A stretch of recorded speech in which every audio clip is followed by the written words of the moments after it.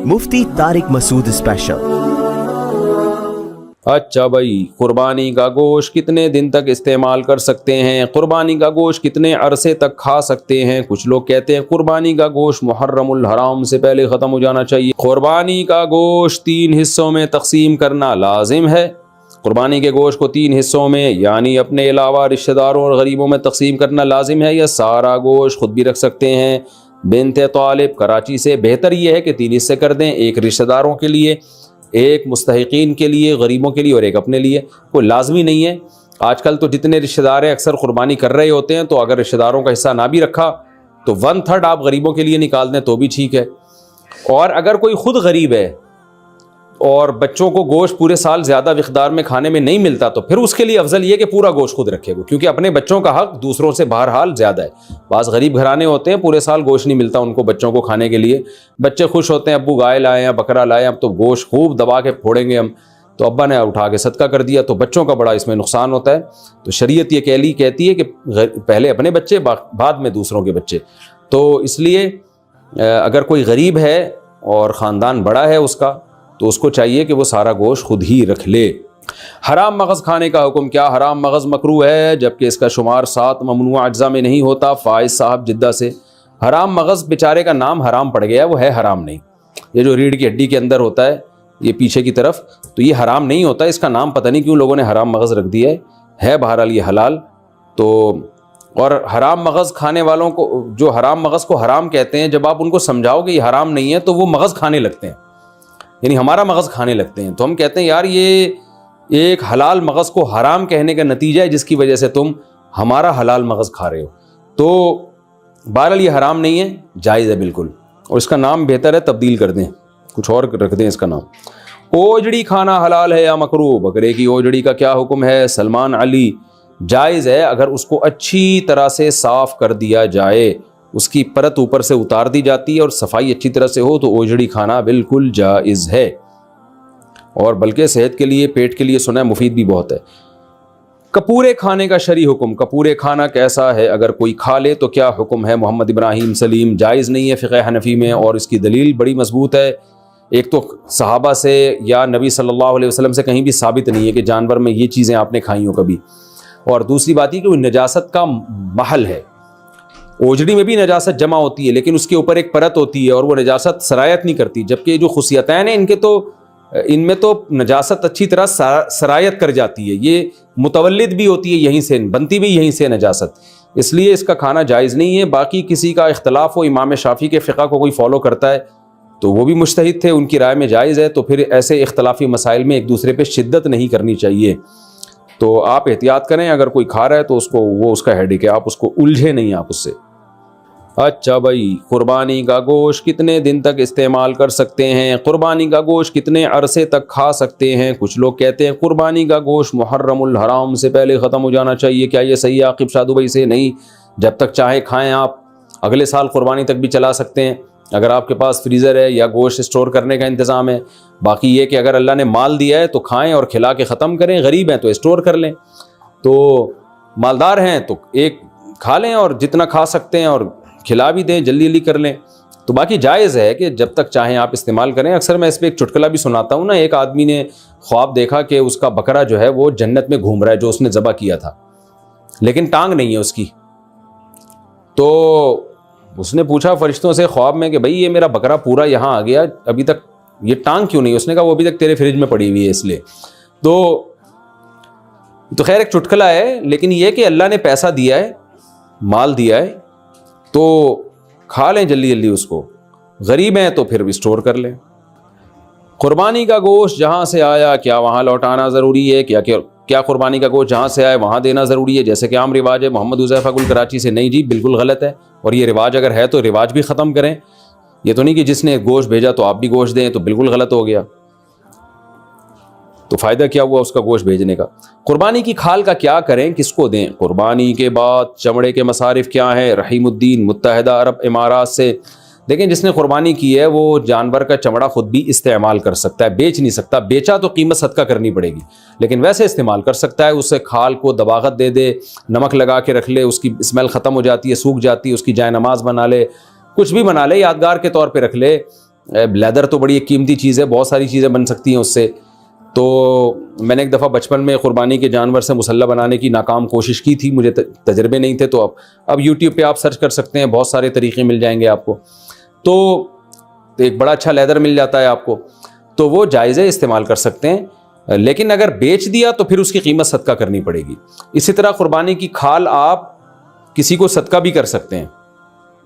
خلاصہ یہ کہ اس سے بزنس نہیں آپ کر سکتے. جس کو صدقہ کیا وہ جو چاہے کرے. آپ کے لیے اس کو یا تو ایز اٹ از استعمال کریں، یا اس کو بیچ دیا تو اس کی قیمت صدقہ کر دیں، ورنہ اس کھال ہی کو صدقہ کر دیں. آپ اجرت میں بھی نہیں دی جا سکتی قصائی کو کہ تم یہ جانور ذبح کرو، کھال تمہاری ہوئی، یہ بھی جائز نہیں ہے. قربانی کی کھال امام مسجد کو دینا، کیا قربانی کی کھال امام کو امامت کی وجہ سے دینا جائز ہے؟ احتشام الحق. امامت کی وجہ سے کا مطلب یہ کہ امام کی اجرت میں وہ شامل ہو، پھر تو حرام ہے، ناجائز ہے. لیکن اگر امام کی اجرت کا حصہ نہیں ہے بلکہ امام غریب ہے اور غریب اور مستحق سمجھ کے اس کو دیا جا رہا ہے، تو کسی کی بھی غریب کو دی جا سکتی ہے. تو امام بھی اگر غریب ہے تو اس کو بھی دی جا سکتی ہے. قربانی کی کھال گھر میں استعمال کرنا، کیا قربانی کی کھال اپنے کسی ذاتی استعمال میں لا سکتے ہیں؟ کوئی چیز بنوا کر گھر میں استعمال کر سکتے ہیں. حذیفہ ندیم کراچی سے، جی بالکل کر سکتے ہیں، تو کوئی حرج نہیں ہے، بالکل جائز ہے. لیکن بیچ دیا تو قیمت صدقہ کرنی پڑے گی. جانور کے ساتھ حرام اجزاء، جانور کی جو 7 حرام چیزیں ہوتی ہیں ان میں ایک غدود بھی ہے. یہ غدود کیا چیز ہوتی ہے وضاحت کر دیں. نور الامین حقانی، جانور کے جو چند اعضاء حرام ہیں وہ اس لیے حرام ہے کہ قرآن نے خبیث چیزوں کو حرام قرار دیا ہے. جگہ جگہ قرآن میں آتا ہے. تو کچھ جگہ تو ایسی ہیں جانور کی جہاں ہر وقت گندگی کا وہ یوں سمجھیں کہ مقر ہیں، جیسے خصیتین ہیں یا شرمگاہ ہے، یہ سب ہر وقت گندگی سے آلودہ رہتے ہیں. تو یہ بھی سلیم الطبع انسان کو یہ چیزیں کھاتے ہوئے گھن آتی ہے. تو اسی طرح غدود کا مطلب جانور کا کہیں بھی پھوڑا نکل آیا، بیماری کی وجہ سے پھوڑا نکل گیا، یا کوئی بھی جو رسولی جسے کہتے ہیں نا. تو اب کیا کیا آپ نے، جانور ذبح کرنے کے بعد وہ پھوڑے میں جو گوشت تھا وہ نکال کے کھا گئے، تو وہ بھی خبائث میں داخل ہے، گندگی میں داخل ہے. تو ہر خبیث چیز ناجائز ہے. تو اس لیے فقہ حنفی میں اس کو بھی ناجائز قرار دیا گیا قرآن کی اس آیت کی وجہ سے. تو پھوڑے ووڑے نکل آتے ہیں نا جانوروں کے، رسولی نکل آتی ہے، تو وہ جو غدود ہوتے ہیں، جو یعنی گوشت سڑ جاتا ہے وہاں پہ ایک طرح کا، وہ بیماری کی وجہ سے ہوتا ہے وہ. تو اس لیے جانور جب ذبح کریں تو اس کی جو پھوڑا پھنسی کوئی ہو تو اس جگہ کو کاٹ کے پھینک دیں، آپ وہ استعمال نہ کریں. ظہر کی نماز کب تک ادا کہلائے گی؟ اگر کوئی شخص گاڑی میں سویا ہو، گاڑی میں ہو یا کسی اور مجبوری کی وجہ سے ظہر کی نماز عصر کی نماز سے 10 منٹ پہلے پڑھے تو کیا نماز ادا شمار ہوگی؟ اور اگر اہل حدیث حضرات کی اذان ہو گئی ہو تو کیا اس کے بعد بھی وہ نماز پڑھ سکتا ہے؟ ہدایت خان.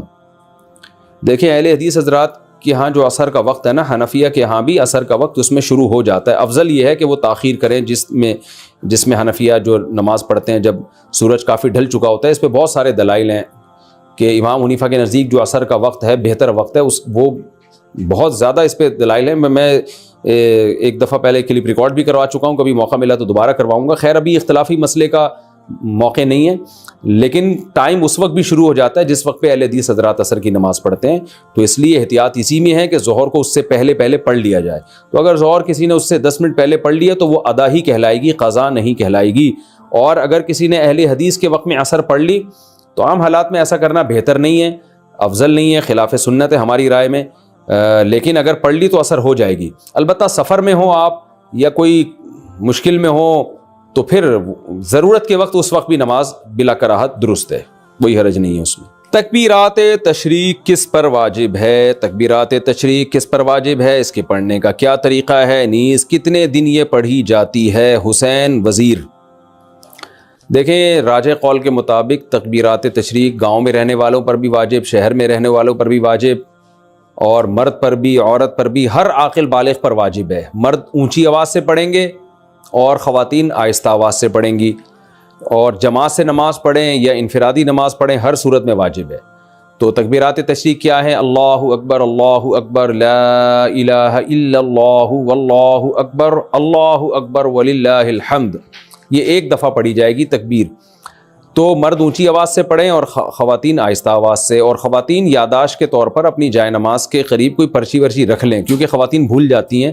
مردوں میں تو یہ ہوتا ہے کسی ایک نے بھی اونچی آواز سے پڑھی سب کو یاد آ جاتا ہے، لیکن خواتین کے لیے چونکہ آہستہ آواز سے تو ان کو یاد دلانے والا کوئی نہیں ہوتا، تو گناہ ملتا ہے۔ یہ تکبیرات پڑھنا واجب ہیں۔ باقی یہ کہ کب سے واجب ہیں، تو 9 ذی الحجہ کی فجر، یعنی بقرعید سے ایک دن پہلے فجر کی نماز سے یہ شروع ہوں گی، اور پھر 13 ذی الحجہ یعنی بقرعید کے 3 دن اور اس کے علاوہ ایک اور دن، اس میں عصر کی جو نماز ہوگی وہ آخری تکبیر اس میں کہی جائے گی، مغرب میں نہیں کہی جائے گی۔ تو 13 ذی الحجہ کی عصر تک 9 ذی الحجہ کی فجر سے شروع کی جائے گی۔ تو یہ تکبیرات تشریق ہیں۔ تکبیرات تشریق صرف قربانی کرنے والوں کے لیے ہے۔ بقرعید کی تکبیریں کن لوگوں کو پڑھنی چاہیے؟ قربانی کرنے والوں کو یا ہر ایک کو؟ اور یہ تکبیرات کتنے دن تک پڑھنی چاہیے؟ حسین وزیر، یہ میں نے آپ کو اس سوال کا جواب اس سے پہلے والے سوال میں ڈیٹیل سے دے دیا ہے۔ جو قربانی کر رہے ہیں وہ بھی، جو نہیں کر رہے وہ بھی، سب پر لازم ہے۔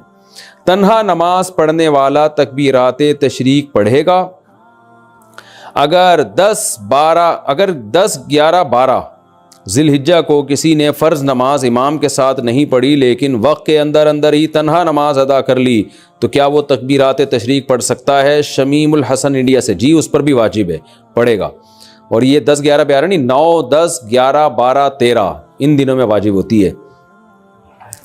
ایام والی عورت کیا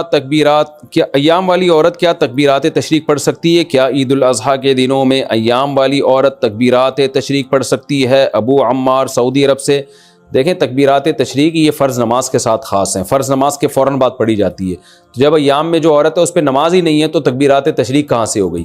تو ویسے وہ اللہ کا ذکر کرنے کے طور پہ تکبیرات تشریق پڑھتی رہے سارا دن، وہ تو بہت اچھی بات ہے، سارا دن ذکر کرے گی، ان دنوں میں ذکر کا ثواب بہت زیادہ ہے۔ تو عورت پہ صرف تلاوت اور نماز پہ پابندی ہوتی ہے ایام حیض میں، اس کے علاوہ تو ہر قسم کی عبادت عورت کر سکتی ہے، روزہ، نماز اور تلاوت نہیں کر سکتی، باقی درود شریف، استغفار، تکبیرات، یہ ساری عبادتیں جائز ہیں اور بلکہ باعث ثواب ہے۔ تکبیرات تشریق پڑھنا بھول جائیں تو کب پڑھیں گے؟ اگر تکبیرات تشریق پڑھنا بھول گیا 1 گھنٹے بعد یاد آ جائے تو اس وقت کہنا صحیح ہے یا نہیں؟ سیف اللہ کوئٹہ سے۔ نہیں بھائی، یہ نماز کے فوراً بعد پڑھی جائے گی، اگر درمیان میں فاصلہ آ گیا، کوئی کام مشغول ہو گئے آپ، تو پھر یہ تکبیرات ختم۔ قضا نماز کے بعد تکبیرات تشریق پڑھنے کا حکم۔ عید کے دنوں میں قضا نماز کے بعد تکبیر تشریق پڑھنے کا کیا حکم ہے؟ نیز عید کے دنوں کی قضا نماز پڑھنے کے بعد تکبیرات تشریق پڑھنی چاہیے کہ نہیں پڑھنی چاہیے؟ نوید ملک سرگودا سے۔ اگر ایام تشریق میں ہی کوئی فرض نماز قضا ہوئی اور اس کو لوٹا بھی ایام تشریق میں ہی رہے ہیں تو اس قضا نماز کے بعد تو تکبیرات تشریق پڑھی جائے گی، اس کے علاوہ نہیں پڑھی جائے گی۔ کیا مطلب؟ تکبیرات تشریق سے پہلے نماز قضا ہوئی تھی اور آپ اس کو قضا کر رہے ہیں تکبیرات تشریق میں، تو یہاں بھی تکبیرات تشریق نہیں ہوں گی۔ نماز قضا ہوئی تکبیرات تشریق میں، لوٹا رہے ہیں تکبیرات تشریق گزرنے کے بعد، تو بھی تکبیر واجب نہیں ہے، بلکہ سنت ہی نہیں ہے، بلکہ اگر کوئی سنت سمجھ کے کرتا ہے تو بدعت ہے۔ اس سال تکبیرات تشریق میں آپ کی نماز قضا ہوئی، آپ اگلے سال ایام تشریق میں، اس سال ایام تشریق میں آپ کی نماز قضا ہوئی، آپ اگلے سال ایام تشریق میں نماز قضا لوٹا رہے ہیں تو بھی تکبیرات تشریق نہیں ہے۔ تو صرف ایک صورت میں ہے قضا نمازوں میں کہ اسی سال کے ایام تشریق کی قضا نماز اسی سال کے ایام تشریق میں لوٹائیں گے تو اس کے بعد تکبیر پڑھیں گے، ادروائز نہیں پڑھیں گے۔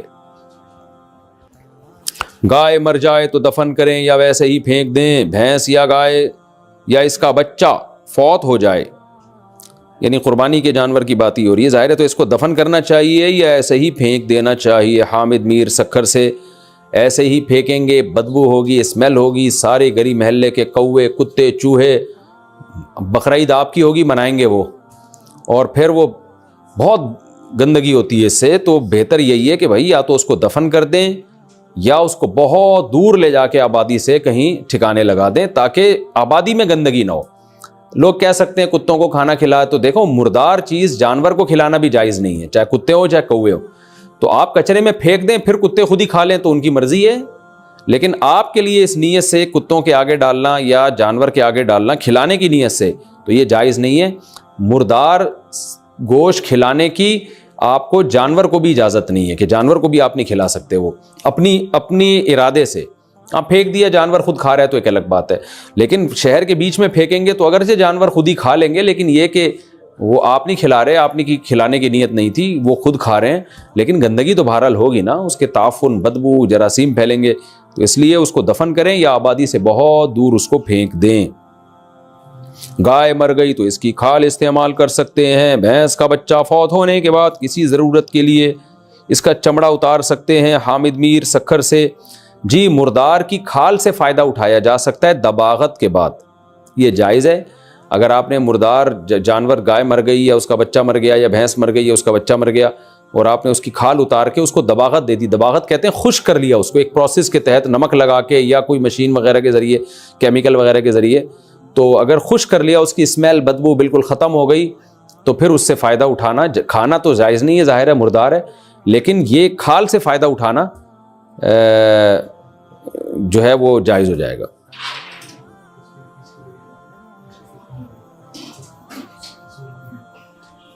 حاملہ عورت کے لیے ڈیلیوری سے پہلے نماز کا حکم. حاملہ عورت نماز کب سے چھوڑ سکتی ہے؟ بچہ پیدا ہونے والے دن سے یا اس سے پہلے؟ خالد صاحب سویڈن سے. نہیں جی, جب تک بچے کی پیدائش نہیں ہو جاتی عورت پر نماز واجب ہوتی ہے, اور اس بارے میں بہت سخت احکام ہیں, خواتین اس کی پرواہ نہیں کرتی. یاد رکھیں اسلام میں نماز قضا کرنے سے بڑا کوئی گناہ نہیں ہے. تو جس دن بچے کی ولادت ہونے والی عورت اس وقت بھی نماز پڑھے گی, جب تک بچے کی ولادت یعنی بچے جسم سے باہر نہیں آ جاتا, اور بلیڈنگ جیسے ہی باہر آتا ہے تو ظاہر نفاس کا خون شروع ہو جاتا ہے, پھر نماز معاف ہو جاتی ہے.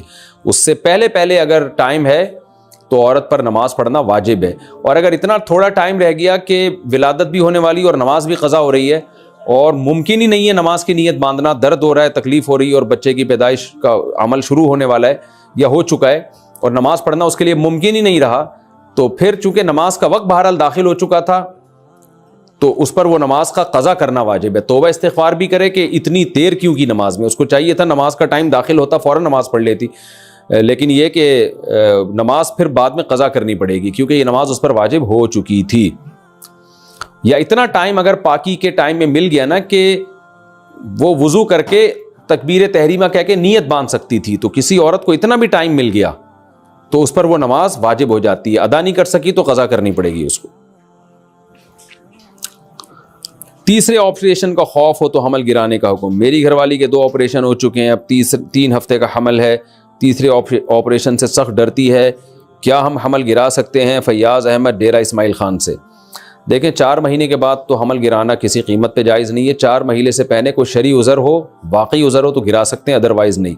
تو آپریشن سے بچہ پیدا ہونا تو کوئی ایسا شرعی عذر نہیں ہے جس کی بیس پہ حمل گرانا جائز ہو. ہاں آپریشن کی وجہ سے اگر خطرات ہیں, ماں کی جان کو خطرہ ہے, یا کوئی خدا نخواستہ معذوری کا خطرہ ہے, یا اور دوسرا یہ بھی ذہن میں رکھیں کہ آپریشن جو ڈاکٹر کر رہے ہوتے ہیں تو یہ چند ڈاکٹروں سے پوچھ لیں کہ بغیر آپریشن کے ہو سکتا ہے کہ نہیں ہو سکتا. آج کل ڈاکٹر خود بہت جلدی آپریشن کر رہے ہوتے ہیں پیسے بنانے کے چکر میں یا جان چھڑانے کے لیے. تو اس میں ماہرین ڈاکٹروں سے, کئی ڈاکٹروں سے رائے لے لیں پھر فیصلہ کریں.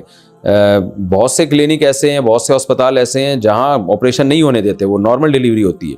جو لوگ باہر ملکوں میں رہتے ہیں, چائنا وغیرہ میں, وہ تو ہمیں بتاتے ہیں کہ یہاں تو آپریشن کرنے نہیں دیتے جب تک بہت شدید مجبوری نہ ہو. یہاں تک کہ پیشنٹ کہہ رہا ہوتا ہے کہ آپریٹ کریں, وہ ڈاکٹر کہتا ہے نہیں, پھر وہ کہتے ہیں نہیں نارمل اور نیچرل جو ہے وہی ہو, اسی طریقے سے ڈیلیوری ہوگی. تو یہ کوئی ایسا عذر نہیں ہے جس کی وجہ سے حمل گرانا جائز ہو. لیکن اگر واقعی کوئی ایسے خطرات ہیں, بیمار ہونے کا خطرہ ہے یا اور کوئی بڑا خطرہ ہے, تو پھر حمل گرایا جا سکتا ہے. لیکن صرف آپریشن کوئی ایسا شرعی عذر نہیں ہے. ڈیلیوری کے دوران انتقال کیا شہادت کی موت ہے؟ عورت کی موت عین ولادت کے بعد حالت نفاس میں ہو تو کیا اسے شہادت کی موت کہیں گے؟ افتخار انڈیا. جی بالکل, کیونکہ روایت میں آتا ہے کہ حمل کی وجہ سے جو موت ہوتی ہے عورت کو وہ شہادت ہوتی ہے. تو چاہے بچہ پیٹ میں ہو یا پیدا ہونے کے بعد نفاس میں بھی حمل ہی کے حکام ہوتے ہیں, تو اس دوران اگر ڈیتھ ہو گئی تو وہ مبارک موت ہے, اور اللہ کی طرف سے بخشش کے امکانات بہت زیادہ ہیں. ایک سفر میں کتنے عمرے کر سکتے ہیں؟ ایک سفر میں کتنے عمرے کر سکتے ہیں؟ عبدالرحمان سعودی عرب سے. جتنے چاہیں عمرے کریں.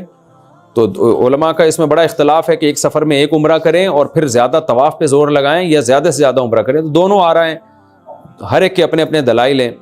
تو عموماً سعودی علماء جو فتویٰ دے رہے ہوتے ہیں وہ یہی کہ ایک سفر میں چونکہ نبی نے ایک عمرہ کیا ہے تو اس لیے ایک عمرہ کریں اور پھر زیادہ ٹائم طواف میں لگائیں، لیکن بعض صحابہ سے ثابت ہے کہ ایک سفر میں انہوں نے بہت سارے عمرے کیے ہیں، تو دونوں جائز ہیں، دونوں کی اپنی اپنی فضیلت ہے، جیسے چاہیں۔ ہر آدمی کا اپنا ذوق بھی ہوتا ہے اس بارے میں، تو آپ کو روحانی فائدہ کس چیز میں زیادہ ہو رہا ہے تو جس پہ چاہیں آپ عمل کر لیں۔ طواف میں عمرے کے بعد بال کاٹنا کہاں واجب ہے؟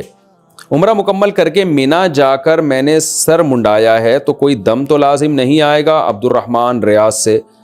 حدود حرم میں کہیں بھی آپ بال کٹوا سکتے ہیں، حدود حرم سے باہر جا کے بال کٹوائیں گے تو دم لازم آئے گا۔ عصر کے بعد طواف کے 2 نفل کا حکم۔ عمرے کا طواف عصر کے وقت مکمل ہوا مگر مکروہ وقت کی وجہ سے 2 رکعت ادا کیے بغیر سعی کر لی، بعد میں اہلیہ طواف کے 2 نفل پڑھنا بھول گئیں، نیز اہلیہ نے بال یہ سوچ کر نہیں کاٹے کہ جدہ پہنچ کر کاٹیں گے، کیا اس صورت میں طواف کے نفل اور بال جدہ میں کاٹے جا سکتے ہیں؟ کوئی دم تو واجب نہیں ہوگا۔ طواف کے 2 نفل تو بعد میں بھی پڑھے جا سکتے ہیں، لیکن یہ جو دیکھیں عصر کے بعد نوافل پڑھنا مکروہ ہے، اختلافی مسئلہ ہے۔ دیگر ائمہ کے نزدیک طواف کے 2 نفل عصر کے بعد بھی پڑھے جا سکتے ہیں، فقہ حنفی میں جائز نہیں ہے، اور اس کی دلیل یہی ہے کہ عصر کے بعد جو مکروہ وقت ہے اس لیے، یعنی نوافل کا وقت نہیں ہے، وہ فرض نماز اگر عصر کی کسی نے پڑھ لی ہے۔ لیکن جو حدود حرم سے نکلنے کے بعد آپ کی اہلیہ نے بال کاٹے نا تو اس کی وجہ سے دم واجب ہو جائے گا، کیونکہ بال حدود حرم کے اندر ہی کاٹنا واجب ہے۔ مسجد نبوی میں ایک نماز کا ثواب کتنی نمازوں کے برابر ہے؟ مسجد نبوی میں ایک نماز کا ثواب 50,000 نمازوں کے برابر ہے، کیا اس کا کوئی ثبوت ہے؟ عبد الرحمن ریاض سے۔